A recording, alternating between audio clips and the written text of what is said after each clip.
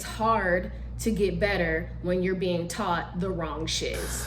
Now pause. Before you get all upset and pissy in the comments about what I have to say, disclaimer. I'm not saying this to throw shade. I'm not saying this to make it seem like people have to be the best of the best to be able to teach dance classes. But I am speaking off of my own personal experience when it comes to training in the dance world for the past 6 years. You have a right to your opinion, just like I have a right to my opinion. If you're this triggered about what I have to say, this video is not for you. All right, now that I'm done with the disclaimer, let's get into the video. Point one, and there's really just two main points that I want to talk about in this video. I'm talking about the people that probably just started and they see teaching class as a way to put themselves out there as a dancer. Now, that is a real way to put yourself out there as a dancer. However, this is the issue that I'm seeing in the dance world right now, and it's been going on for the past couple of years or so. And I experienced this. So I'm gonna just tell it from my perspective, story time. So when I first started dancing, and you can see like videos of me dancing when I first started on YouTube, passionate but a little messy, you know, but it's fine, it's part of the journey. I was taking classes and learning from certain people, specifically in the heels genre, who I admired their movement. They could definitely dance, but they weren't exactly equipped when it came to the foundation of dancing in a heel. The foundation of a heel, just like there's foundation in any genre of dance, like ballet, there's foundation in ballet, there's foundation in lyrical, in jazz, in hip hop. All those foundational things you are responsible for teaching in your class.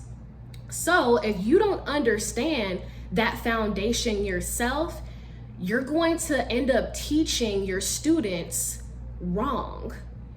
And for me, when that was happening to me in the beginning, all I knew was that I just liked the way that they moved, but I didn't understand that they were teaching me incorrectly.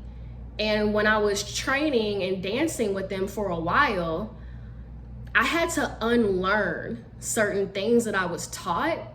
And for somebody that isn't a natural dancer, I don't consider myself a natural dancer. I love dance. I've always been passionate about dance, obviously, but I don't consider myself a natural dancer. I've had to like work really hard for the skills that I have.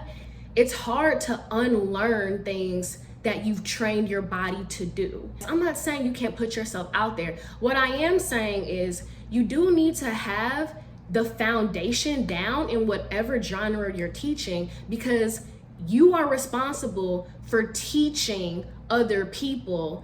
And that's the whole purpose of teaching, to pass down the knowledge and the skills to your students so they can take away the knowledge and the skills necessary for that genre so they can grow within that genre. So if you're not equipped with that foundation, you're doing them a disservice. I'm sure you wouldn't want to take a ballet class where, you know, the teacher doesn't know what releve is. Like, you know, all of that applies. Even with hip hop as well. Like, the teacher that you take classes from should be well versed in different subgenres of hip hop. Like, they should know like some type of foundation, whether that's popping and locking, whether that's house, whether that's 90s hip hop, whether that's crumping, whatever it is. It's like with anything else that you learn. Like, I don't know, like you wouldn't want to, like, I don't know, if you're in med school, you wouldn't want to learn from a professor that never went to med school. Like, you know, like there has to be some sort of professionalism. I feel like I had to give that long explanation because I'm just give y'all a little story time real quick. Long story short, there was this one choreographer who I really loved and admired and respected. And I still admire her and respect her. She's amazing, can't take nothing away from her. I posted something like this on my story about a little over a year ago, and she saw it, didn't say anything, just like ghost watched. And I went to one of her classes like after that, I want to say like a couple weeks after that, and the energy like between me and her completely shifted. And in the beginning of class, I didn't really understand like why she was being so cold.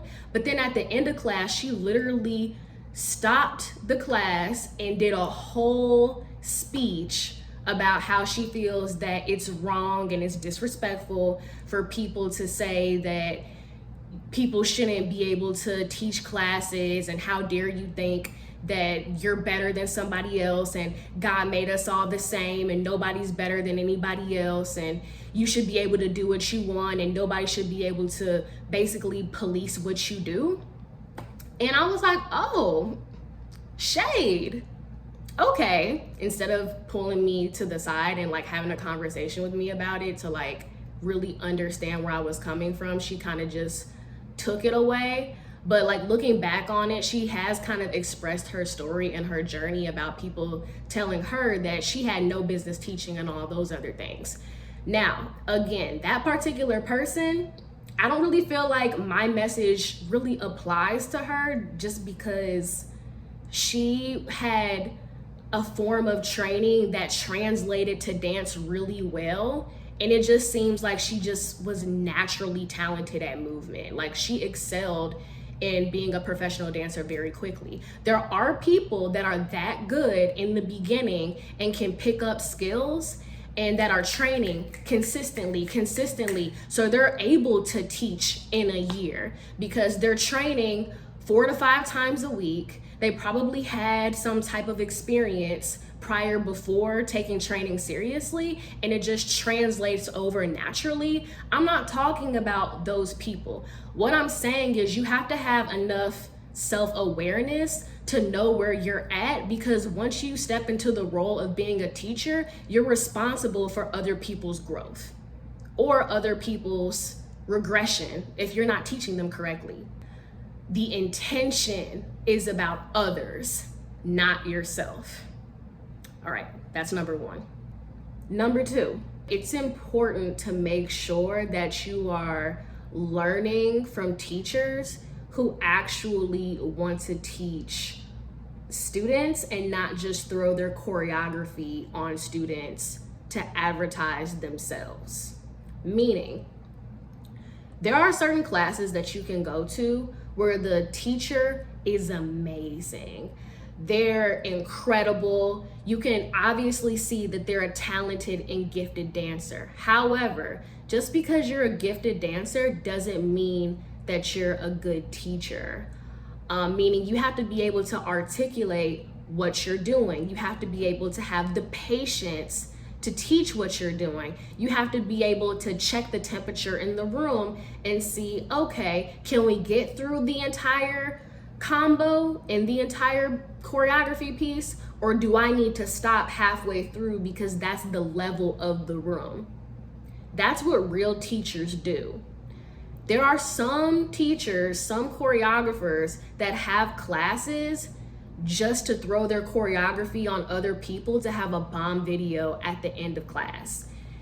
And personally, I feel like if you really want to do that, you should just session and just reach out to the people that you know can eat up choreography, and y'all can just train like in your own personal area, and you can advertise your stuff in that way. Like I'll get into sessions probably in another video. I don't want to get like too far left field on that. You really should be teaching to make sure that you're helping the students in the room. And if you have a bunch of eaters in the room that can advertise, your choreography, and you have a bomb video at the end, then, that's a bonus. But that shouldn't be the intent of class. Not in my opinion. I say this to say, you have to be careful when it comes to the classes that you go to, because you just want to make sure that whoever you're learning from and you're getting your skills and your knowledge from actually cares about you, that actually care about your growth, that actually care about you becoming a better dancer. And you'll know because those teachers will be like, hey, they'll give you the terminology if you're not doing it correctly. They'll probably go to one person, to another person to be like, hey, make sure you're doing this or doing that correctly. Or even if they don't point out people individually, they'll notice a commonality within the room. And for example, they'll say, okay, I noticed the room is a little stiff. Y'all need to work on being more smooth, or y'all need to work on your textures. Like, you know, they'll give you nuggets to improve your skills so you can work on that when class is over, because that's the purpose of class, to increase and improve your skills. Now, if you're just going to a class and they're not correcting anything, again, it kind of depends on like what skill level you're at. Like if you're in an advanced class, they're not really gonna like do that as much. They're going to go by a lot faster. I'm more so talking about beginner/intermediate like classes. But yeah, like they should be like correcting and checking the temperature of the room. And if that's not happening, it's either A, you know, they probably don't really care about teaching the room, like I said, or you're probably in the wrong class and you probably need to take it down a notch so you can like catch up. Or if you don't want to like take it down a notch and you just really like the challenge and you want to crash and burn until you start swimming with the sharks, that's cool too. Just know what type of class that you're in so you can keep up and swim. If you do crash and burn, you don't beat yourself up at the end, because that's really easy to do. There has to be a labor of love for the passion to some degree when it comes to be able to teach. You have to be able to put the sweat and sometimes the tears and the work ethic into yourself before you pour into another person. And that's all I'm trying to say. I'm not trying to discredit anybody. I'm not trying to put anybody down. I'm not trying to say that I'm better than anybody else, or, you know, there are certain teachers that are just better, and, you know, I'm not trying to put anybody down. Do your due diligence, because if you don't, you're disserving, like you're not giving another person the best opportunity for them to thrive. And I think if you look at it from that perspective and you don't make it about yourself, you'll actually understand why some teachers are saying everybody shouldn't be teaching. Because I feel like mostly the people that are offended by that are making it about them, but it's not about you. It's about serving other people that need that knowledge. And that's all I'm trying to say. Now, again, if you're triggered by this video, I'm sorry. I just feel like this needs to be out there because people are talking about it and people are saying it, but I don't really think people are saying why it matters. Maybe some people are being shady. That could be true.